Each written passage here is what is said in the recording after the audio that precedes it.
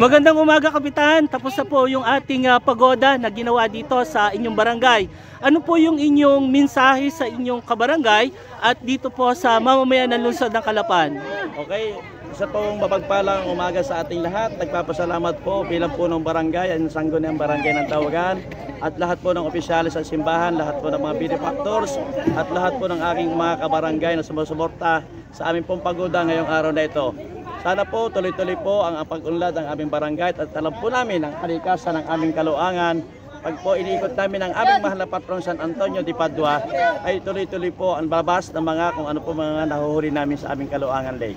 Nandiyan na po mga libango, sumpo, hipon, mga isda, mga shells, kung ano po yung mga shell. Oras po na iniikot ang aming patron San Antonio de Padua ay ang aming pong kabuhayan ng Barangay Tawagan at saka kalikasan ay umuunlad po. Maraming salamat po sa lahat ng mga bisitang dumalo ngayong umaga ito. Salamat po and God bless us all. Maraming salamat din po, Kapitan. Pwede po. I-video ko po isasama po sa YouTube. Opo. And happy festa po sa lahat at iniimbitahan po namin kayo bukas ng harian sa aming barangay. Welcome po sa lahat. Salamat po, Kapitan. Thank you.